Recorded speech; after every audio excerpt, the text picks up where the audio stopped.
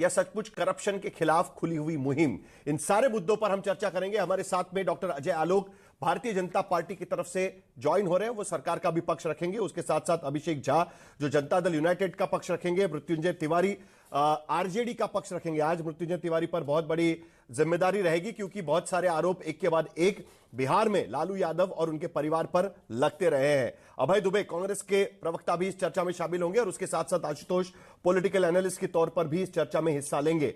शुरुआत करते हैं डॉक्टर अजय आलोक से। अजय आलोक, आखिरकार चुनाव नजदीक आ रहा है, एक बार फिर आरजेडी आरोप लगा रही है, चुनाव नजदीक आ रहा है। देखिए, तुरंत कार्रवाई शुरू हो गई। 2021 में मामला दर्ज कर लिया गया था। 2025 में अदालत जो फाइनल चार्जशीट है उसका संज्ञान लेती है और उसके बाद कहती है कि पूरा लालू प्रसाद यादव परिवार अदालत के सामने हाजिर हो। अजय आलोक, आपकी भूमिका।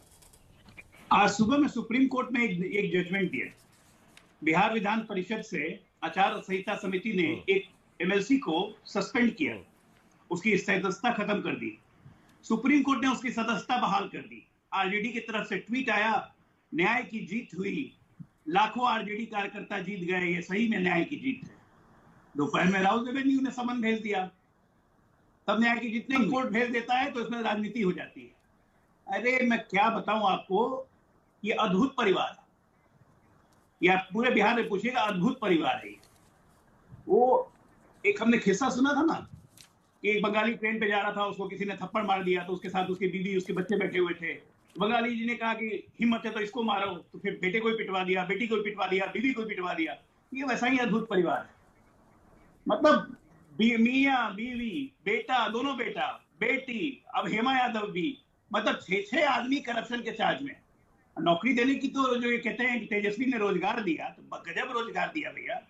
जब सत्ता में नहीं थे तभी से रोजगार देना शुरू कर दिया। जब लालू यादव रेल मंत्री थे तभी से रोजगार देना शुरू कर दिया, नौकरी के बदले जमीन। और एक और आपको बताऊं, आपको नहीं पता होगा, मैं बिहार का हूं, जानता हूं। मंगरू यादव थे लालू जी के कजन।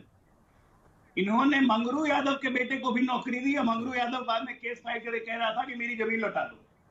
अपने परिवार के लोग को भी नहीं छोड़ते हैं। अद्भुत परिवार है। इसको पैसा खाने का ऐसा शौक है कि पैसा के लिए कुछ भी कर सकते हैं। और इसीलिए जब भाई बहन, बाप बेटी सबको एक साथ समन कोर्ट ने भेजा है, तो भ्रष्टाचार पे कार्रवाई है, तो रोना क्यों है? कोर्ट में जाइए, सम्मान कोर्ट में अपनी बात रखिए। न्यायालय जो न्याय देगा फिर से ट्वीट कीजिएगा कि हम न्यायालय का सम्मान करते हैं, जैसे आज किया आपने। रोने का क्या बात है?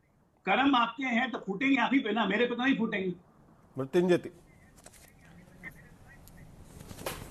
मृत्युंजय तिवारी, 4 डील तो मैं आपको यहां पर पढ़वा देता हूं जो सीबीआई के चार्जशीट में लिखी गई है। एक मतलब साफ दिखता है। देखिए, कृष्णदेव राय ट्रांसफर कर दिया 3375 स्क्वायर फीट का लैंड राबड़ी देवी जी के नाम पर, और जॉब मिल गया उनके परिवार के मेंबर्स को, राजकुमार सिंह, मिथिलेश कुमार, अजय कुमार को।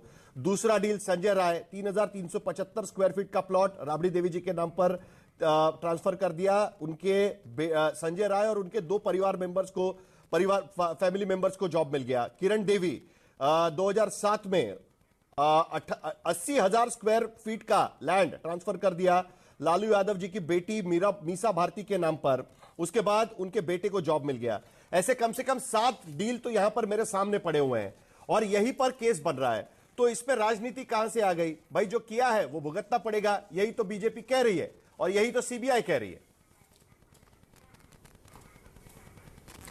नहीं, साहिल जी, अभी तो बीजेपी के जो लोग कह रहे थे वो तो कुछ दिन पहले तक आदरणीय नीतीश जी के जेडीयू के लाडले प्रवक्ता थे, आजकल बीजेपी के हो गए हैं।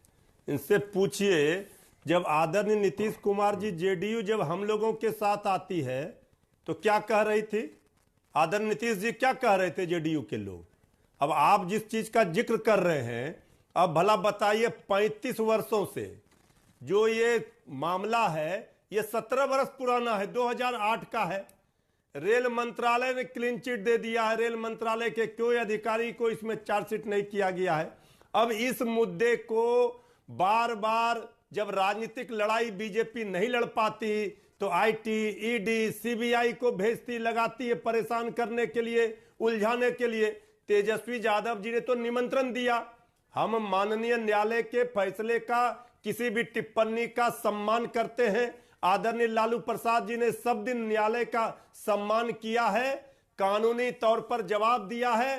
कानूनी लड़ाई तो लड़ेंगे, जीतेंगे, राजनीतिक लड़ाई भी जीतेंगे। ये राजनीतिक लड़ाई लड़ने की हैसियत नहीं है। ये इसीलिए जांच एजेंसियों के माध्यम से जैसे जैसे चुनाव आएंगे, आपको हम कह रहे हैं, अभी आप नोट कर लीजिए, इसी तरह के मुद्दों को उठाएंगे। लेकिन तेजस्वी यादव जी ने जनता के दिलों पर राज किया है, जनता के लिए काम किया है। आदरणीय लालू प्रसाद जी ने जिन गरीब गुरबों वंचितों के हक की लड़ाई लड़ी है, तो होगी ना। ये सजा दी जा रही है राजनीतिक मृत्युंजय जी, चारा घोटाले में लालू जी को कन्विक्ट तो किया ही गया था। साहिल जी, एक मिनट। उसमें भी जो साजिश और षड्यंत्र हुई थी, उसमें जो साजिश और षड्यंत्र हुई थी, वो सबको पता था और सबको पता भी है। जो लोग उसमें थे, जो लोग केस किए थे, वो सब कहां थे? अब भला बताइए आज कहां है? तो इसलिए देखिए, ये सीधे तौर पर आप जान लीजिए, बीजेपी वाले कुछ जवाब देना चाह रहे हैं। अजित पवार पर आदरणीय प्रधानमंत्री जी जेल में चक्की पीसिंग कर रहे थे। क्या हुआ? हेमंत सोरेन जी के साथ क्या हुआ? हेमंत सोरेन जी को भी जेल ले गए थे ना।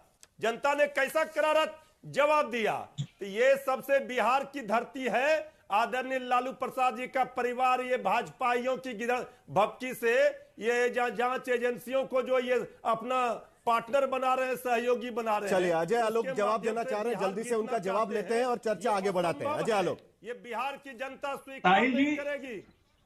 साहिल जी, एक बात, पहली बात कि मैं सुप्रीम कोर्ट को ही कोर्ट करना चाहूंगा। लालू जी स्वास्थ्य के मुद्दे पे जमानत में बाहर है। परसों तेजस्वी का बयान आया कि लालू जी बिल्कुल फिट हैं, तो वापस जेल क्यों नहीं जाते हैं? बेटा कह रहा है कि बाप एकदम फिट है, वापस जेल जाए, बाहर क्यों है? तेजस्वी का बयान था या नहीं था? सुप्रीम कोर्ट संज्ञान ले बयान का। बात नंबर 1। बात नंबर 2, मृत्युंजय जी, मैं आपके बीच में नहीं बोल रहा था, मैं आपके बीच में नहीं बोल रहा था, आपको आप ही सुनिए जरा। मृत्युंजय जी, आप ही बता दीजिए बिहार के नौजवानों को, देश के नौजवानों को। मृत्युंजय जी, आप ही बता दीजिए ना। लालू प्रसाद जी, मृत्युंजय जी, मृत्युंजय जी व्यथित मत होइए, सुनिए। नहीं, बात वही बोलिए, बात उतना ही बोलिए। मैं आपके बीच में नहीं बोल रहा था, नहीं चले जाएंगे। मैं स्काइप पे सुनेंगे। अरे मृत्युंजय जी, सुन लीजिए ना, बाकी लोगों को भी बोलने का मौका मिलेगा। सुन तो लीजिए क्या बोल रहे हैं, सुन तो लीजिए क्या बोल रहे हैं। हम लोग बातचीत कर रहे हैं, डिबेट कर रहे हैं, ऐसा मत करिए। तो सुन लीजिए। चलिए अजय लोग जल्दी बता दीजिए कि फिर आगे लोग भी इंतजार कर रहे हैं, अभय दुबे भी इंतजार कर रहे हैं। बोलिए। साहिल जी, मैं मृत्युंजय जी से निवेदन करूंगा कि बिहार और देश के नौजवानों को वो फॉर्मूला बता दें जिसमें एक 9वीं फेल, बिना नौकरी किए हुए, बिना कोई काम किए हुए, डिक्लेयर्ड प्रॉपर्टी 186 करोड़ की बना लेता है इनकम टैक्स में। प्लीज इस देश के लोगों को बता दीजिए, देश के नौजवानों का भला हो जाएगा। आरजेडी मॉडल ऑफ इकोनॉमिक्स क्या है बता दीजिए। गरीब का पढ़ने की बेटा जरूरत नहीं पड़ेगी भाई।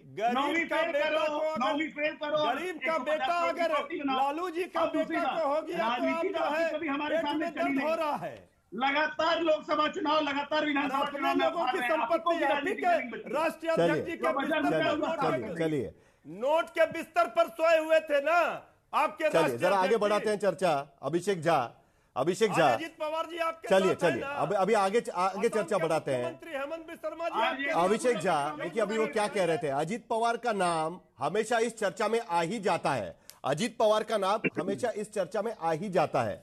देखिए, राहत इंदौरी एक जमाने में कहते थे कि सरहद पर तनाव है, देखिए कहीं चुनाव है। अब ये लोग कहने लगे हैं कि भाई देखिए सेंट्रल एजेंसी का तनाव है, देखिए कहीं कहीं चुनाव तो नहीं है। और ये बार बार ये सवाल यहां पर उठना शुरू हो जाता है। अभिषेक झा, आपकी टिप्पणी भी चाहेंगे क्योंकि एक साल पहले तक आप इनके साथ में सत्ता में थे। देखिए, जब जब चुनाव आता है, कर्नाटक विधानसभा चुनाव, कांग्रेस के नेता डीके शिव कुमार पर टैक्स चोरी का केस, बिहार विधानसभा चुनाव 2020, लालू यादव के खिलाफ जमीन के बदले नौकरी का घोटाले का आरोप, उसकी जांच, तमिलनाडु विधानसभा का चुनाव, डीएमके अध्यक्ष एमके स्टालिन के बेटी दामाद के घर छापा, पश्चिम बंगाल का चुनाव, टीएमसी नेता अभिषेक बैनर्जी के खिलाफ घोटाले में सीबीआई जांच, झारखंड का चुनाव, जमीन घोटाले में हेमंत सोरेन की गिरफ्तारी में, दिल्ली का चुनाव नहीं गिन रहा हूं आज की तारीख में, महाराष्ट्र की बात तो और ही है, 5 साल में लगातार चर्चा रहा है। अभिषेक झा, अभी आपका क्या कहना है? एक साल पहले तक आप लालू जी और उनके बेटे के साथ में सत्ता में थे, और अब जो कार्रवाई हो रही है वो सही है, गलत है? क्या आप सोचते हैं इसके बारे में? आरजेडी कह रही है कि ये चुनावी कार्रवाई, कानून सम्मत कोई कार्रवाई अगर किसी पर हो, न्यायालय कोई काम करे, कोई फैसला आए, तो उस पर टीका टिप्पणी करने वाला कौन होता है? अभी बहुत बेबाकी से आप लिस्ट पढ़ रहे थे, लोगों के बारे में बता रहे थे कि इन पर कार्रवाई की गई है। हम लोग भी तो भारतीय जनता पार्टी से अलग दो बार रहे हैं। 2015 का भी चुनाव हम लोगों ने लड़ा। क्या इस पूरी लिस्ट में आपने कहीं ये देखा है कि हमारी पार्टी के किसी वरीय नेता, हमारी पार्टी के मुखिया के ऊपर दबिश बनाने का प्रयास हुआ हो? अरे भाई, बोए बीज बबूल का तो आम कहां से हो? आपकी करनी अगर शुरू से घोटाले पर आधारित रहेगी तो आपको क्या लगता है कि आपको क्लीन चिट मिल जाएगा? आनंद मोहन सिंह का नाम नहीं लेना हम। कोई मसला होता है। मैं आपकी बात सुन नहीं पाया।